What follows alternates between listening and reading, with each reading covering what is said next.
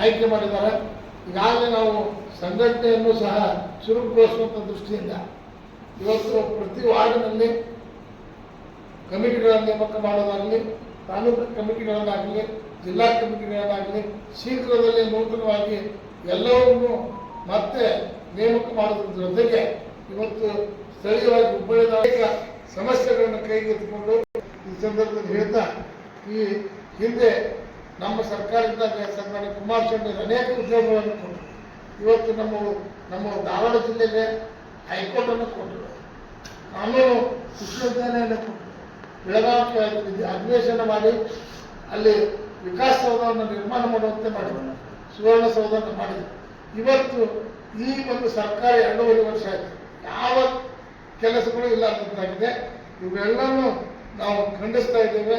ಮತ್ತು ಎಲ್ಲ ಅನೇಕ ಜನ ನಮ್ಮ ಪಕ್ಷಕ್ಕೆ ಬರಲಿಕ್ಕೆ ಅನೇಕ ಜನ ಮಾತುಕತೆ ನಡೆಸಿದ್ದಾರೆ. ಅಂಥವ್ರನ್ನು ಸಹ ಮುಕ್ತವಾಗಿ ನಾವು ಚರ್ಚೆ ಮಾಡಿ ಅವರೆಲ್ಲ ಗೌರವಯುತವಾಗಿ ನಮ್ಮ ಪಕ್ಷಕ್ಕೆ ಸೇರ್ಪಡೆಯನ್ನು ಮಾಡ್ಕೊಳ್ತೇವೆ.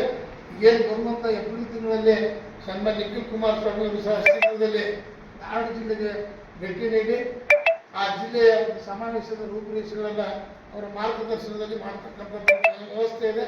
ಅಂಥ ಸಂದರ್ಭದಲ್ಲಿ ಸನ್ಮಾನ್ಯ ದೇವೇಗೌಡರು ಮತ್ತು ಕುಮಾರಸ್ವಾಮಿ ಅವರ ನೇತೃತ್ವದಲ್ಲಿ ಅನೇಕ ಹಿರಿಯ ನಾಯಕರು, ಅಲ್ಪಸಂಖ್ಯಾತ ಮುಖಂಡರು ಮತ್ತು ಎಲ್ಲ ಸಮಾಜದ ಮುಖಂಡರು ನಮ್ಮ ಪಕ್ಷಕ್ಕೆ ಸೇರ್ಪಡೆ ಆಗಲಿಕ್ಕೆ ಇಚ್ಛೆ ಪಟ್ಟಿದ್ದಾರೆ.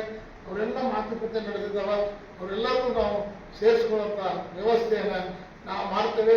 ನಮ್ಮ ಪಕ್ಷದಲ್ಲಿ ಇರ್ತಕ್ಕಂಥ ಅನೇಕ ನಾಯಕರು ಗಡ್ಡಿ ಅವರಿದ್ದಾರೆ, ಅಲ್ಕೋಡ್ ಅವರಿದ್ದಾರೆ, ಹಾಲರು ಅವರಿದ್ದಾರೆ, ನಮ್ಮ ಮಾಜಿ IPS ಅಧಿಕಾರಿ ಆಗಿರ್ತಕ್ಕಂಥ ಗುರ್ಜಿ ಅವರಿದ್ದಾರೆ, ನಮ್ಮ ಜಿಲ್ಲಾಧ್ಯಕ್ಷರಾಗಿರ್ತಕ್ಕಂಥ ಗಂಗಾಧರ ಮಠರು, ಇನ್ನೂ ಅನೇಕ ಪಕ್ಷದ ಹಿರಿಯ ನಾಯಕರು, ತಾಲೂಕು ಅಧ್ಯಕ್ಷರುಗಳು ಮತ್ತು ಜಿಲ್ಲಾ ಪದಾಧಿಕಾರಿಗಳು, ಅನೇಕ ಮುಖಂಡರು, ನಮ್ಮ ಸೋತ ಅಭ್ಯರ್ಥಿಗಳು ಹಾಗೂ ಎಲ್ಲರೂ ವಿಶ್ವಾಸಕ್ಕೆ ತೆಗೆದುಕೊಂಡು ಈ ಪಕ್ಷವನ್ನು ಸದೃಢವಾಗಿ ಕಟ್ಟುವಂಥ ವ್ಯವಸ್ಥೆಗಿದ್ದೇವೆ.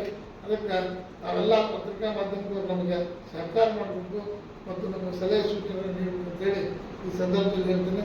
ಈ ಸಂದರ್ಭದಲ್ಲಿ ನಮ್ಮ